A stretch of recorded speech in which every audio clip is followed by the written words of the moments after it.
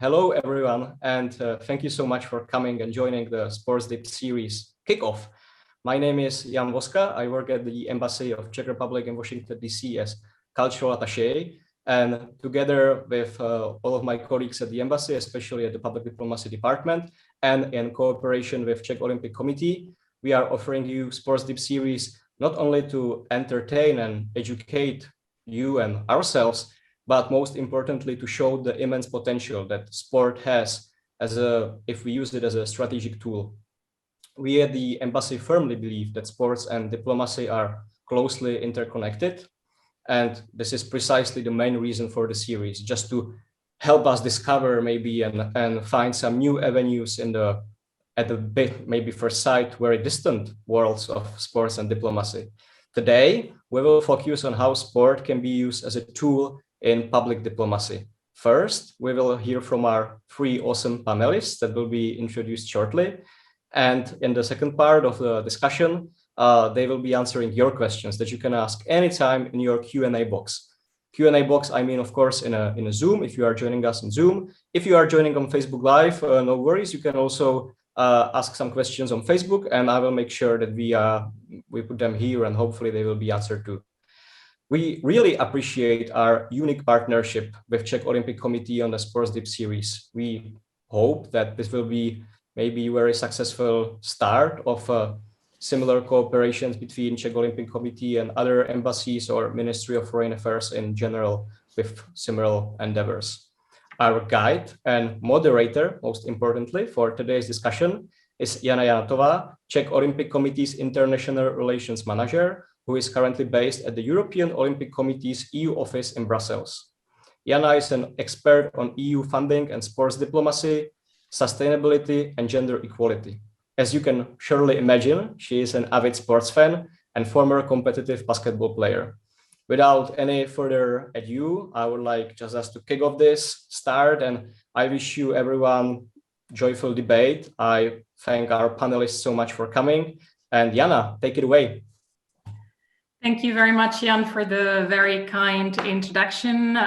Thank you to my colleagues at the Czech Olympic Committee for nominating me for this post and for initiating this fantastic series together with the Czech Embassy to the US.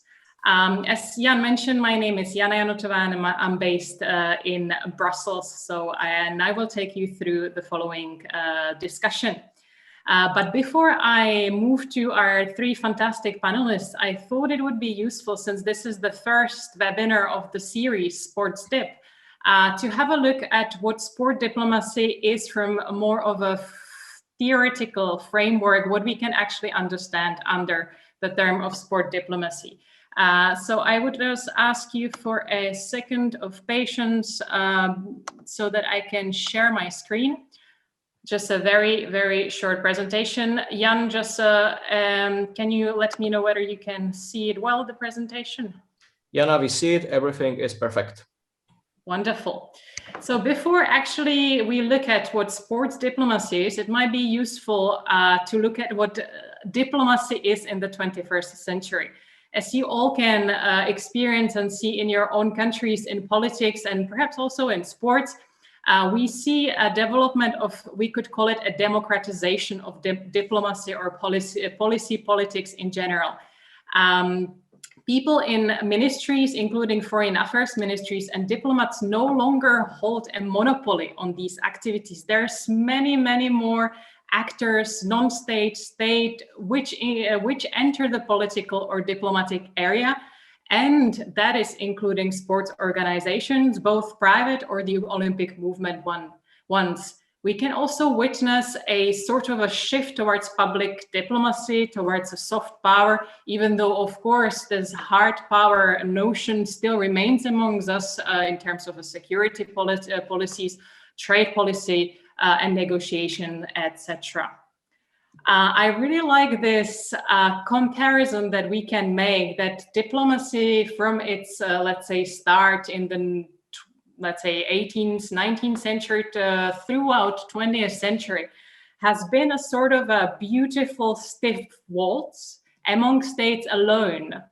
But in the 21st century, we have moved to a jazzy dance of colorful coalitions with ambassadors and diplomats acting as managers of plural networks, which are composed of diverse agents, actors, and individuals. And now we're coming to what a role of sport in all this is. What is its role in this jazz dance? So sport can and is used as a tool, and it can be a very important element and an actor in international relations.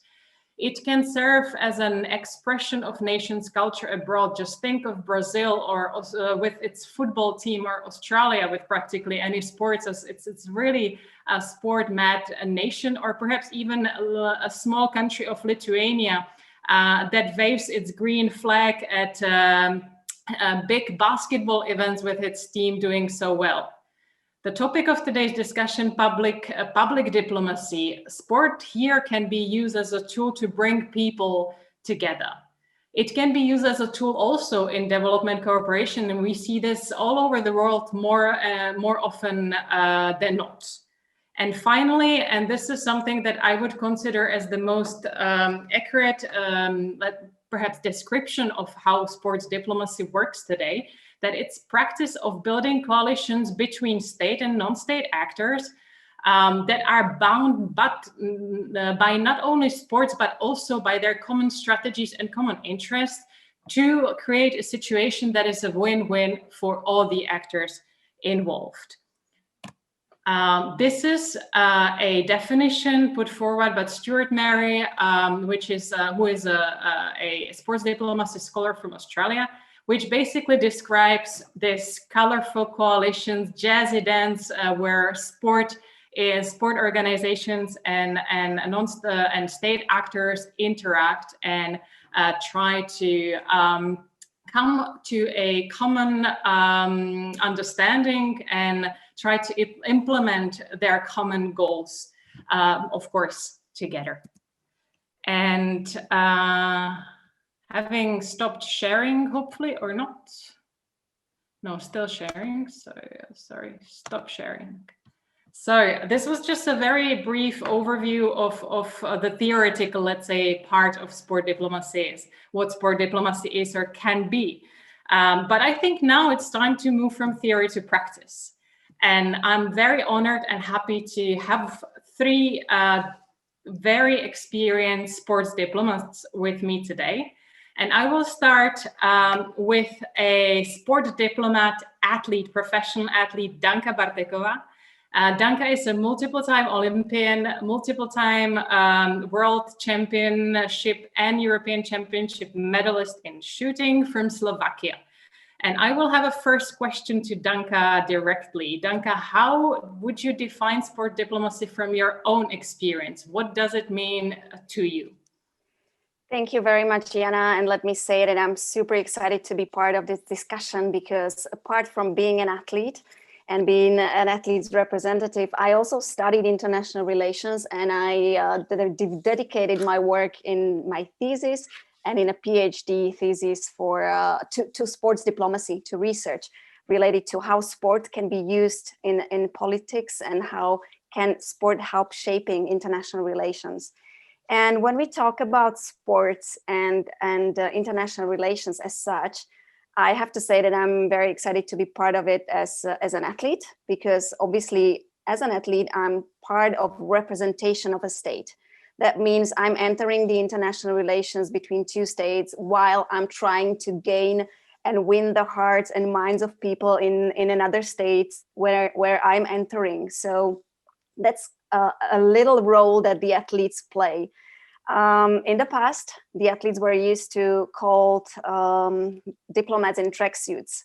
And I think that's something that really is applicable up to these days and even more today, because athletes represent their country.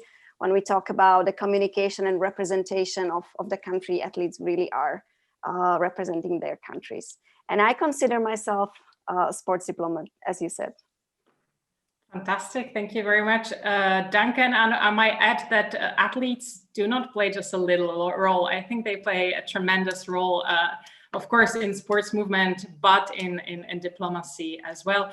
And now let me move to I would say, a father of sport diplomacy at the Czech National Olympic Committee, Roman Kumpost, Vice President for International Relations of the Czech NOC and Vice President of the Federation International Ski Federation, which, for those who might not be very familiar with the sports world, does not cover only ski disciplines, but also snowboard. So you can imagine that it's a very important body in the Olympic movement. So Roman, the same question for you from your over 30 years long experience of being a sport diplomat. What is it? What does it mean to you? What is sport diplomacy for you? Thank you, Anna, and welcome to everybody. It's really very pleasure to be with all of you together. I think the sport diplomacy is very nice field where we can discuss more or less about everything. And for me, sport diplomacy has many phases. I'll go a little more to the praxis side. And for example, the first one, it can be summarized in one picture, that the one amazing performance on one amazing athlete, which was able to change the image of the country within a matter of a second. You maybe remember the performance of Esther Ledecká in Pyeongchang after winning the Super G in the skiing, and afterwards the gold medal in the snowboard slalom.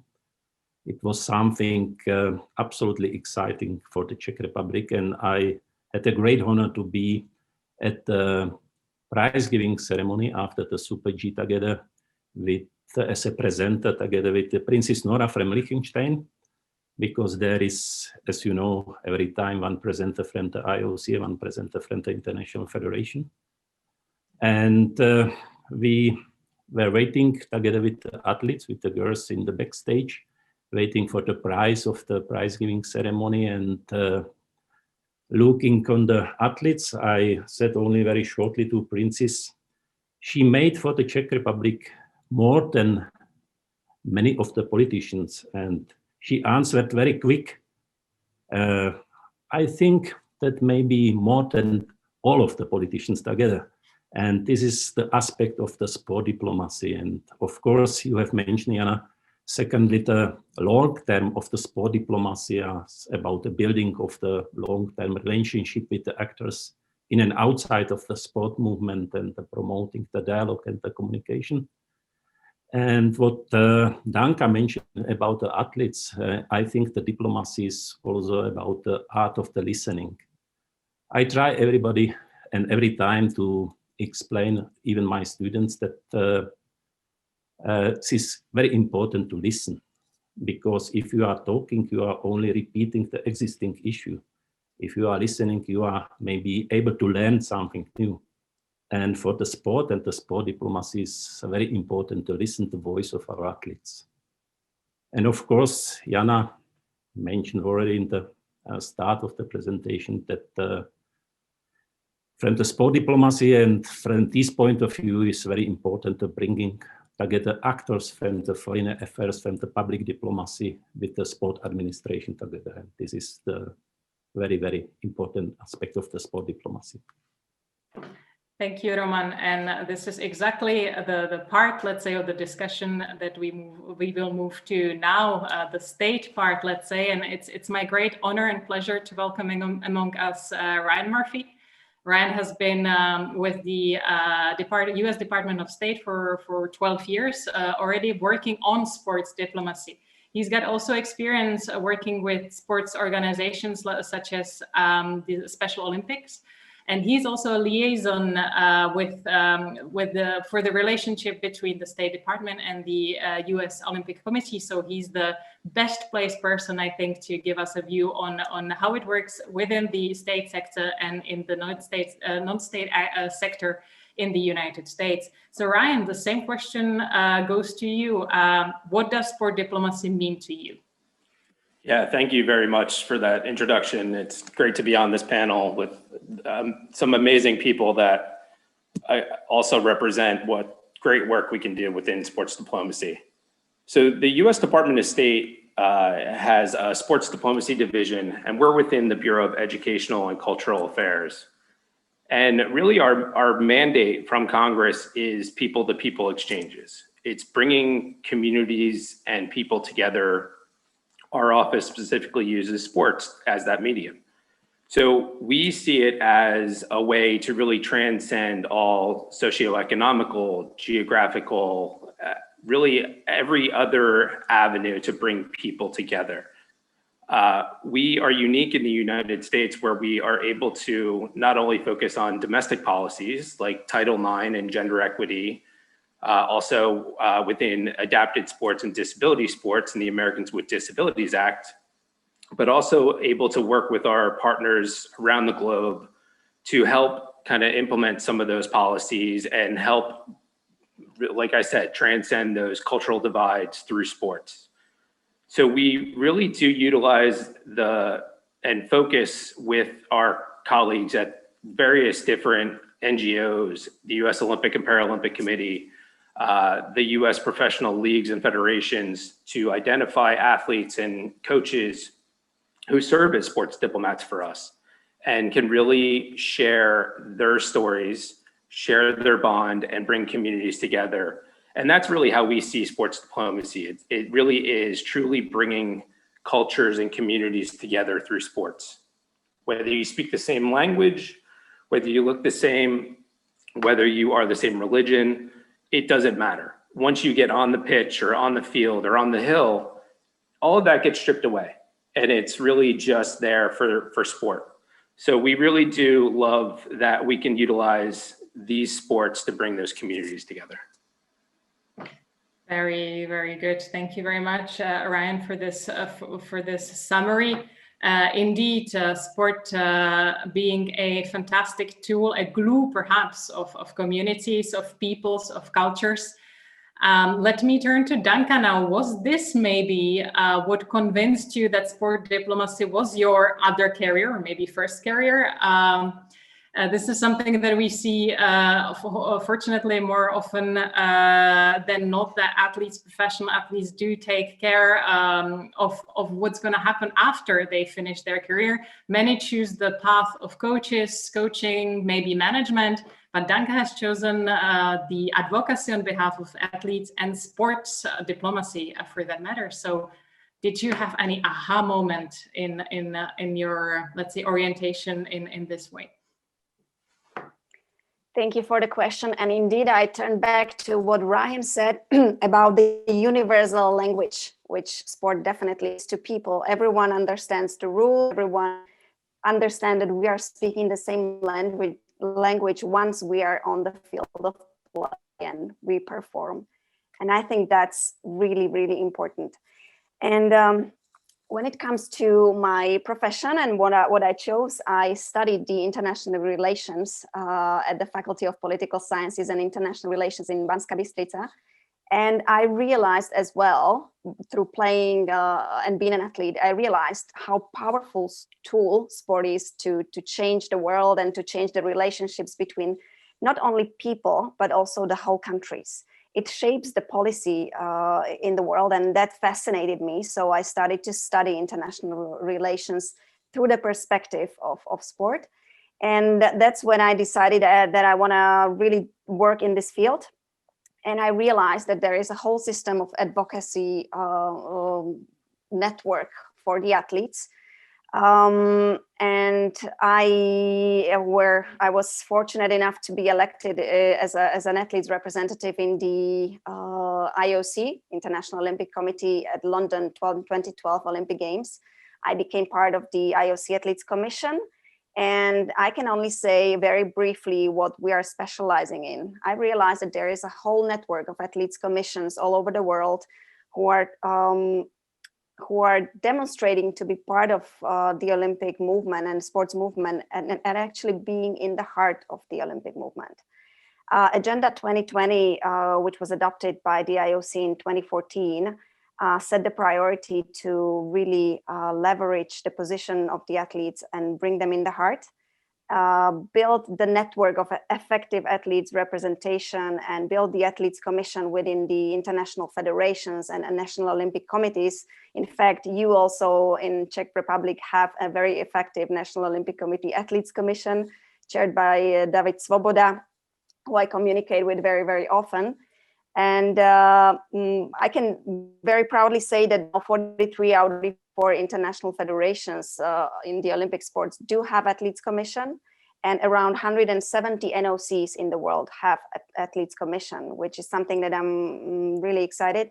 And this is the network of athletes commission who are subject in a sub-world of sports diplomacy. We communicate with each other. We do have sport as diplomacy. We communicate with each other, we support each other, we arrange and manage the relationships between athletes, and we represent their interest.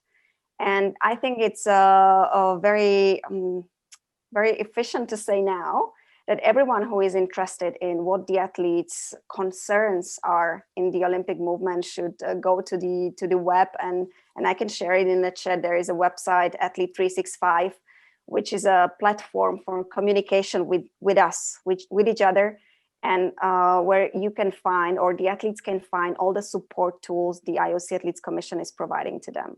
So it's a sub-world in a sports world, and we are living we are doing our decisions and represent each other in the network of athletes representation. Thank you very much. I think that will be interesting for everybody to have a look at the resources that you can share. Thank you, Danka. So what you basically hinted on is the importance of being represented, of being there, being part of the conversation, and that's part of diplomacy in general. So countries have their representatives in other countries as diplomats, as foreign, let's say, as embassies, and that might exist and does exist also in the sports world. So I'm turning now to Roman, because I know that the being represented is one of the main priorities of the international relations of the Czech Olympic Committee. Could you tell us what exactly the Czech Olympic Committee does to achieve perhaps this goal, or to go in the direction of this priority? Yeah. Thank you, Jana, for this question, but to answer it, I would need some hours maybe. So I try to be very brief to summarize some objectives. And as you said, I think that being represented in the international sport movement was and still is one of the main objectives in the Czech NOC international activities. I think 7-8 years ago, we have started to build a stronger position of the Czech NOC inside of the Olympic movement. Danka knows that very well. And with the ambition to have representatives not only in the advisory bodies or committees, but also in the decision-making one, with, of course, the pinnacle being the membership in the IOC. Our main goal was to receive the IOC membership for the Czech Republic. And in 2018, of course, this objective has been met by the success of the Czech NOC president, Mr. Jiří Kejval, becoming the IOC member in Pyeongchang during the Olympic Games.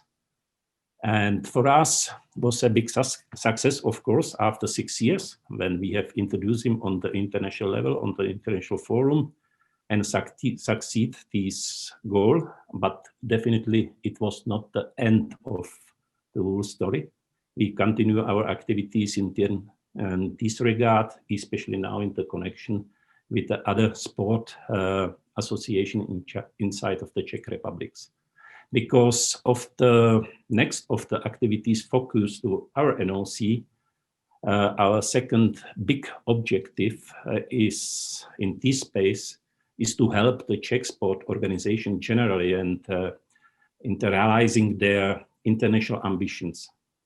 And when we have started this discussion with the Czech Sport Federation, then we receive many times the answer, we don't have anybody who would be able to do that, and we have no experience how to approach such position, how to bid for such position, and everything else, and every other possible answers. And we understood very well that we are missing a little the people with the skills for the sport diplomacy and for these international sport activities. And It was the main reason why we have decided to develop the sport diplomacy education program under the umbrella of the Czech NLC for the representatives of our sport organizations inside of the Czech Republic.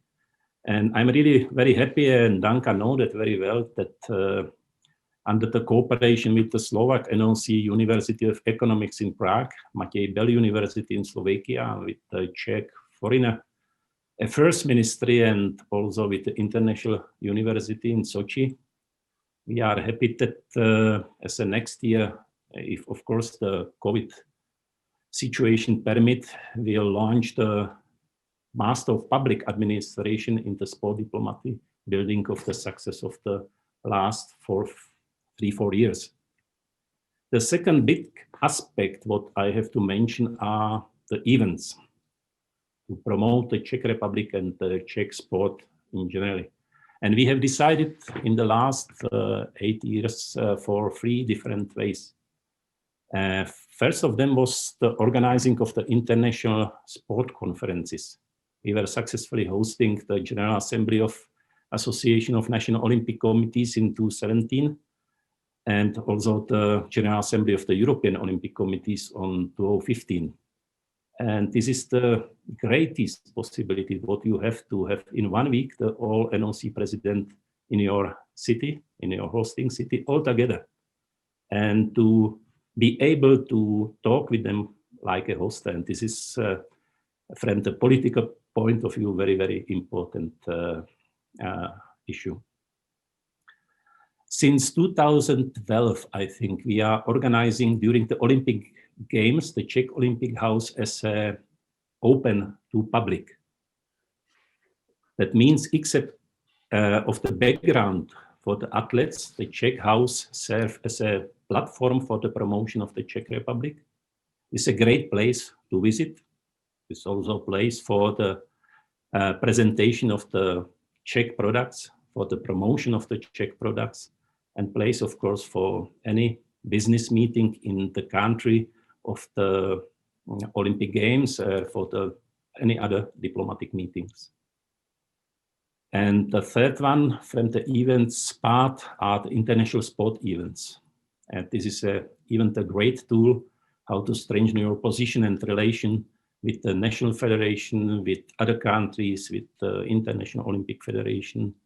And this is even the reason why we are working now again on the bid of the European Youth Olympic Festival for 2025 in Brno.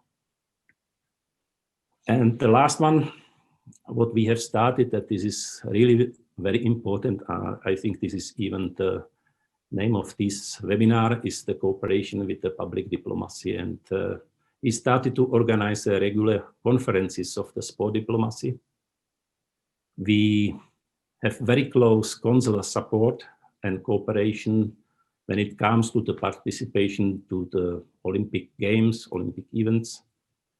And what we have started, and I'm really happy about it, very close cooperation with the Czech embassies on the, I say, lobbying activities on behalf of the Czech candidates to the International Sport Federation, or candidates for the cities for various events. And this cooperation with the Czech embassies and with the Czech diplomats from the public diplomacy is very, very important for the Czech NLC too. Thank you very much, Roman, for this summary. I could invite you as well to check the website of the Czech Olympic Committee to perhaps see some of those activities more in detail. I would like to turn now to Ryan and ask actually first about the tools and about the programs that your department is dealing with. So that would be the more practical part. And then let's say the more conceptual part. As you might know, the United States is one of the few countries around the world that is using sports in its international relations in a really strategic manner. It has a specific department, a program dealing with it. We might know of France, Australia, maybe some other countries in the world, but this is rather an exception. So has this approach always been there? Has the US always seen sport as a strategic asset? Ryan. So I'll start with the second question first. So the U.S. Department of State and the U.S. government has been able to utilize sports as a diplomatic tool for a number of years. Going back to the 1940s, we utilized the Globetrotters, the Harlem Globetrotters, in programming overseas.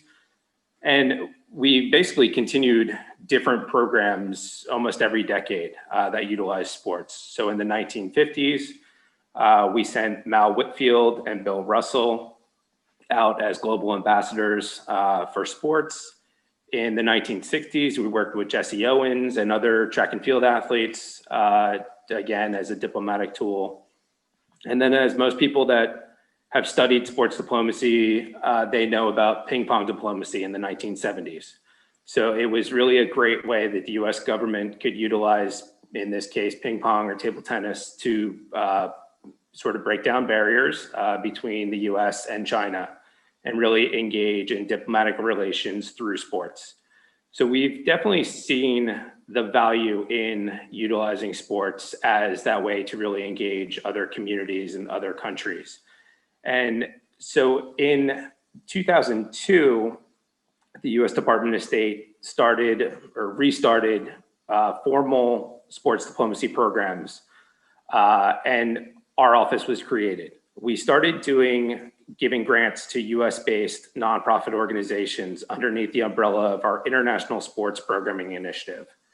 And it's really a sports grants competition. So we give funding to US-based NGOs to help us implement these two-way exchange programs. They are required to work with NGOs or governments or individuals overseas when we're implementing these two-way exchanges. So one portion is sending Americans overseas to engage local communities, and then also bringing foreign, either NGOs, athletes, private citizens to the US for the reciprocal exchange. So underneath the International Sports Programming Initiative, we do focus a lot of our themes on sport for social change. And that can be really anything around the globe. We work on a number of different themes that are relevant to those topics or those countries that we're working in. Right around 2005, we started working with the US professional leagues and federations. So the National Basketball Association, Major League Baseball, US Soccer, the US Olympic and Paralympic Committee, to identify athletes and coaches who we could send overseas as what we call sports envoys. And we work with those organizations to identify the athletes and coaches that travel out on behalf of the US government, working with the US embassies in the countries overseas, really delivering public diplomacy messaging, doing camps and clinics, just engaging everyday citizens overseas. And a lot of times it's the first opportunity for these professional athletes to really travel abroad on behalf of the US government and engage in the communities and really tell their story. And for a lot of the communities that we work with overseas, these underserved, underprivileged communities, it's really the first time they've met an American, first and foremost, but then again, a professional or an Olympic athlete. So it's such a great opportunity for everyone involved in those programs. So soon after that, in about 2006, we decided that we wanted to, we were already sending American athletes overseas. We were gonna focus a program that would bring foreign athletes and coaches to the US. And we stood up our sports visitor program. And really our sports visitor program was designed for underserved, underprivileged athletes, coaches around the globe to come to the US to really learn about sports in the US. One thing that's unique, well, there's a few things unique about sports in the US. We don't have a Ministry of Sports. So a lot of our sports is very grassroots development up rather than top-down focused. A lot of our sports are tied to the educational structure. You have to maintain a grade point average or do well in your education in order to participate in sports at the middle school or high school level or even collegiate level. And we do, like I said, have those federal legislations on the books, Title IX, the Americans with Disabilities Act, that really help us govern and shape sports domestically. So our sports visitor programs really show and showcase sports here in the US. So then our last program in 2012, we started a program focused on empowering women and girls through sports. And as part of that program, what we developed what is now our Global Sports Mentorship Program. And we have 2 month-long mentorship components where we bring foreign either athletes, coaches, people that work within the sports industry to the US for about a month-long job shadow mentorship component. The first one that we stood up is in partnership with ESPNW, so the women's arm of ESPN, the sports conglomerate here in the US, to focus on just what we had said earlier, so our empowering women and girls through sports and gender equity. So that was so successful that we started doing a cousin program to that, focused on adapted sports and disability sports. So our Sport for Community mentorship program, we bring individuals from overseas who work in either adapted sports, Deaf Olympics, Special Olympics, Paralympics, to the US for a month-long job shadow. And we match them up with executives that work in the disability sports community here in the US. So those are really just some of the core programs that we run within the US Department of State to engage foreign communities and really emphasize the role that sports diplomacy can play, both domestically here in the US, but also overseas. Thank you very much for the summary, Ryan. Again, I suppose that listeners and viewers can find the information on, or more information on your website. I would just have a follow-up question. As you've mentioned, the US system of the organization of sport might be quite different from what we can see in other countries, and particularly in Europe. Do you think, though, that in this area of using sport as a tool for creating people-to-people contacts and for perhaps also advancing and enhancing skills of people, both in the receiving communities and at home, are there any tips that you could give to foreign affairs ministries in other countries that they could perhaps implement? Yeah, absolutely. And as you alluded to earlier, there are certainly other countries and other communities that are using sports as a diplomatic tool. So we certainly are not the only ones doing this, but we have been doing it for a number of years now. One great thing that we do, and again, we're part of the US Department of State, so all of our programs are tied to the foreign policy goals of the US government or the US Department of State. So I would definitely suggest that make sure that your programs are tied to those foreign policy goals, or whatever your role of using sports diplomacy is, and make sure that it is representative of what the mission is that you're trying to gain. We also have learned fairly early on to utilize the resources that we have accessible to us. We have a number of NGOs and universities that are playing a key role in the work that we do, and we give grants out to those organizations that help us implement these programs. So definitely utilize the resources that are around you, and tap into the athletes and coaches that have gone out and represented your country. I mean, as Danka said earlier, there's so many great resources and life experiences that athletes can provide to this conversation. You don't always want to hear from a diplomat. You don't want to hear from a bureaucrat. You want to hear from the people that are really living what sports diplomacy is. Utilize the athletes, utilize the coaches, and the people that are working every day and living these experiences every day. So that's the best advice I can give, is definitely tap into the resources that you have available to you to share the stories, because we found the best way to tell the stories is directly from the athletes and coaches and the people that are living this work and living it as part of their lives. Perfect. That's a great advice. Thank you, Ryan. And continuing in the direction of the athletes' involvement and engagement, Danka, what skills can athletes bring to sports diplomacy, and what skills are necessary for you as a sport diplomat and as an advocate? You need to manage various networks. is there anything that you have brought to this position from your sports training and competitions? I think it's not going to be a surprise when I say that it's a teamwork. And this is something which you learn from playing sport or doing sport. And of course, it's a diplomacy.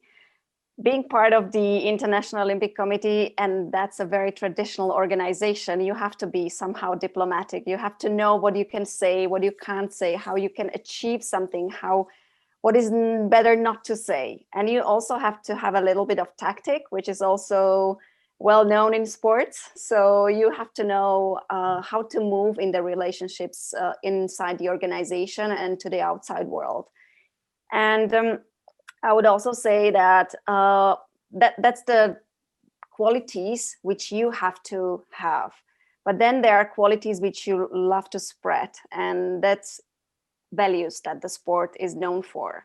It's of course fair play, it's teamwork, it's discipline that you try to educate people about, and they trust you because, as Ryan said, everyone wants to listen about these values and about the messages from peers, from their peers.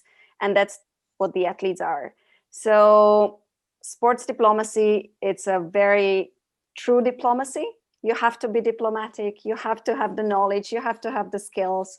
You have to know when and how to say things so that everyone understands. And you have to be a little bit of, you have to know how to move in the network of relationships there.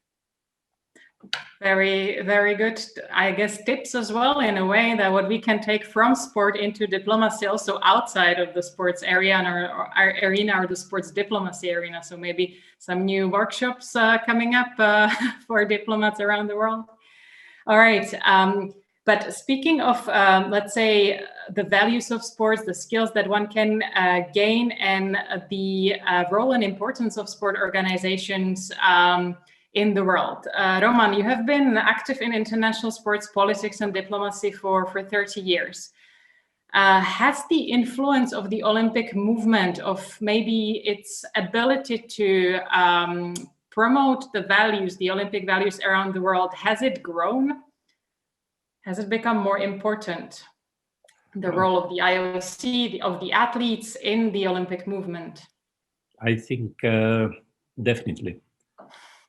We can have a look, for example, at the evolution of the IOC role and approach towards international relations and politics in general. Maybe I'll take a look from the outside, and Danka maybe can add something additionally. But I don't like to talk about the history 15, 20 years ago, and about some kind of wrong abusing of sport and the sport events for propagandic reason, like boycotts of the Moscow Games or Los Angeles. However, as you mentioned, Jana, in the beginning, the world has started becoming more and more interconnected. And as a non-state actors, including the movie stars and big companies, etc., have started gaining importance in the international relation, and also sport and sport events and the sport organization often found themselves as a crossroad of these interconnections and interactions, I have to say. And what has changed in the approach of the Olympic movement led by IOC is the explicit affirmation that the Olympic movement does not exist or operate about, beyond, or next to the society, the politics, or the international relations. That is not some kind of the deserted island, but it is a fully part of the society, and with all its rules apply to it. However, what needs to be highlighted, and I would like to underline it, it's that the sport should still remain apolitical. And I think in the past 6-7 years, I think that the IOC and together with a big part of the Olympic movement have started being more and more visible and more influential across the board. But of course, with increasing influence and role come the higher responsibility. Responsibility for its impact to the society, on the planet, on the finances of partners, of the stakeholders, which support the whole sport and the Olympic movement. Responsibility towards the athletes, coaches, officials, and the fans, of course. And if you listen, and I think Danka can confirm it, the IOC president, in the last 2-3 years, we will still listen more and more to words. And one of them is responsibility, and second one is the sustainability. And responsibility, of course, become a keyword for the Olympic movement moving forward, including the Czech Olympic Committee. And the Czech Olympic Committee made already even some steps in this direction in the past 2 years and started his own sustainability strategy. And I think this is important for the future for the every NOC. Yes, Danka. Thank you, Jana. Just a very quick remark to that, and I think Roman summarized that very, very well. But apart from responsibility as such, I would also add social responsibility. I think the IOC and the whole sports movement realizes the role that we do have in society. And by leading by example, the intention is to show that there are problems in the world which are at first sight not connected to sports at all, but then using the power that the sport has on people, using the universality of the language of sport, using the impact or reach of the sport, it's our responsibility to communicate these social issues such as sustainability, refugees, politics towards refugees, gender equality, as Ryan also mentioned, and whole other group of topics that are connected to sports at the end of the day. And then we can educate the general public about that by leading by example. So I think social responsibility, and also when you talked about autonomy, I think even now more than ever, what is really important is to keep the sports organizations autonomous from political reach, because now, of course, it's a corona world. We do have pandemic and the world changed. But after the pandemic is over, sports will play an important role for the governments and the nations to recover from the pandemic economically and also in a social sphere, educating, motivating people, bringing joy again. But sports organizations have to stay neutral, especially because what Roman mentioned, and that's that they can be very much misused by governments for applying pressure or really interact or impact the sports politics by a general politics. So I think was something important to add to what Roman mentioned. Thank you, Danka, for this important remark. And I might just add that it is not for nothing that the United Nations has recognized the power of sport and recognized it being an important tool in the implementation of the Sustainable Development Goals. And I might remind our listeners that the Sustainable Development Goal number 17 is partnerships for the goals. So it's all about cooperation. And I think this has been the key word or our key concept in our discussion today. I would like to close our exchange just amongst the four of us and pass now the word to Jan, who will have some questions from you, listeners and viewers, to our panelists. So Jan, the floor is yours. Thank you so much, Jana, and thank you so much, our distinguished panelists. Actually, Jana, you are passing the word straight to Radovan, who asked a question that is closely tied to what you have mentioned. So it's really about cooperation between athletes, state institutions, and non-state institutions. I will read it out loud. I always viewed sports and its top-level results as one of the key tools to promote country and its brands and so forth. As sport as such belongs to particular ministry or State Department for Ryan, as he for sure knows, in your respective countries, that particular Ministry of Foreign Affairs. Is it, in your opinion, sufficiently or at all involved within sport community? And is it supporting enough development of top-level athletes or bringing top-level events into your country? Thank you. I could probably start there. One thing that is unique about our programs and how we're housed within the Department of State is that we actually are not involved in developing the next greatest athlete, either Olympian or Paralympian. We are actually working on truly that people-to-people engagement. And our mandate, like I said, is just that. It's bringing communities together through sport, and we focus specifically on those underserved, underprivileged communities. So we're not, the athletes and coaches that we bring to the US are not typically Olympians or Paralympians. And even the athletes that we send overseas as sports envoys, while they are professional and Olympic athletes, for a lot of them, it's the first time they've been able to experience an opportunity like this and travel on behalf of the US government. So it's not something that we're sending them overseas to train the next Olympic or Paralympic athlete or professional athlete. We are literally sending them there for the engagement with local communities. So I feel like the model that we are utilizing keeps things separate from what the work that the US Olympic and Paralympic Committee and other sports federations are doing outside of the government purview. Thank you very much. Microphone, Jan. Danka, if you want to add anything, please take it away.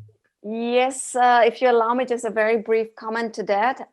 When we look at the structure of how the nation is working, sport is governed by the Education Ministry in Slovakia. However, and that's my personal view, I truly believe that there should be a cooperation between a ministry which is preparing the athletes and really managing the sports development in the country, but also in the foreign ministry, which in a very, I don't want this to sound very rude, but to use the athletes and the positive impact that they can have abroad, to use them for presentation of the country and, as we said, for public diplomacy goals. I really am happy that in Slovakia we already initiated the discussion with the Ministry of Foreign Affairs, and I know that, and I really hope that in the future there is going to be a strategic approach to that.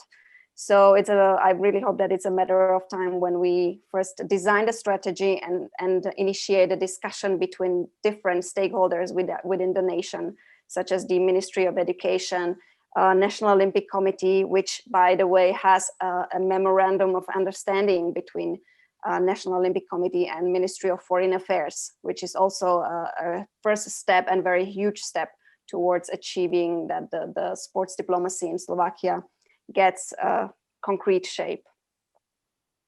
Thanks. Thank you, Danka. Thank you so much. I think because we still have a couple of questions and of course we want to end on time, I will jump to second one. This one comes from Vilius and he's asking very interesting question. Is a career as a sports diplomat becoming more popular now, or has it been quite popular in the past? What are the current issues or opportunities to develop this career in Europe or USA as a young professional? Are there any major companies or institutions that provide internships or employment opportunities? I'm not sure who wants to take this one. I think Roman is raising hand. So Roman, the floor is yours. I'll start first, maybe Danka can add afterwards. I think the recognized Olympic sport diplomacy institution is the Olympic University in Sochi. I think this is the only one carrying the name Olympic in the world. And of course, there is a possibility for the education. And I think if it's more popular or less popular is hard to answer. It's more important, definitely, I have to say. And it was even the reason why we have started this sport diplomacy study inside of the Czech Republic, because we have seen the needs, what would help us in the sport development inside of the NOC and inside of the Czech sport. And of course, without you have, I would say, the sport blood inside in the body, you are not able to do that. You cannot motivate somebody only with the money or with some other motivation to do the sport diplomacy, because you won't understand it. You have really to have the sport feeling inside the body to be able to do such work. And the people, they like it and they have it, they'll find a way how to do that. Danka? Yes, thank you for an opportunity to add something to that.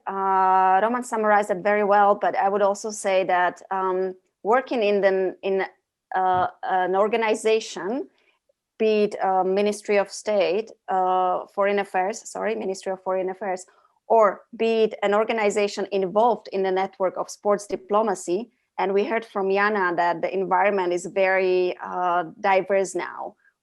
It's called a multi-stakeholder diplomacy, which we are talking about when we refer to the sports diplomacy. And there are really various stakeholders involved in shaping of the policies. So I believe working in those, it could be, let's say, some of the NOCs or international federations, or WADA as a global governing body of the anti-doping policy. It could be continental associations of national Olympic committees. So it's a huge opportunity which is out there. And I believe working in those organizations could provide a great opportunity to really shape the sports diplomacy. And I would just mention very briefly that also International Olympic Committees International Olympic Committee provides an opportunity to do an internship there. So if you are interested, just make sure you follow the webpage, and there is a lot of opportunities out there. Ryan. Yeah, one other quick thing to add, and it's to the point, I don't believe it's becoming more popular. I feel like more people are becoming aware of it, and more athletes. You see in the US, the athlete activism is a huge thing right now. And we're seeing that at the global and Olympic scale as well. And the voice of the athletes is being heard and being made apparent a lot better than it was at one point. So I wouldn't necessarily say it's more popular at this point. It's just more relevant, I believe. Thank you, Ryan. We have last 3 minutes and we still have at least one question to answer. So I will ask for really brief intervention. Any of you, or if there is someone else who want to jump into. This one comes from Matthias. Hello, everyone. I would like to ask you if you think that sports diplomacy might be a good tool, especially for small nations, as it might be low cost, but high profit. Thanks for a lot of the answers. Thank you, Matthias. I can say only one word, yes. Definitely. You wanted to be sure. Roman, excellent. Thank you. Yeah, I totally agree. It's certainly a way forward, and any country, whether it's a small or big country, again, using the voice of the athletes is the best way forward. Danke. Can I just add one example which was very dear to me when I studied sports diplomacy, and that's the example of East Timor. The team introduced themselves or marched the opening ceremony at the Sydney 2000 Olympic Games. And I think by seeing the country which emerged from the civil war and sending their athletes in the white uniforms and being an independent state in that moment, opened the eyes of the whole world, and the whole world, the athletes were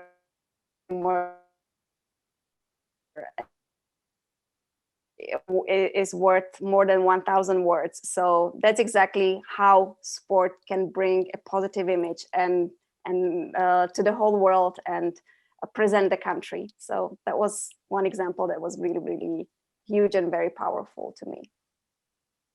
Thank you so much, Danka. Well, the time is up. It seems like we are not going to have any extra time to use the sports terminology. So I would like to say big thank you to all of our distinguished panelists and moderator. So thank you, Roman. Thank you, Danka. Thank you, Ryan. Thank you, Jana. Thank you so much for joining us and sharing your experience and wisdom with us. And thank you so much, distinguished guests. Also, it was great to hear from you. Many of you introduced yourselves, and I see that you are coming from different parts of the world. So I just wish that we will meet again very soon.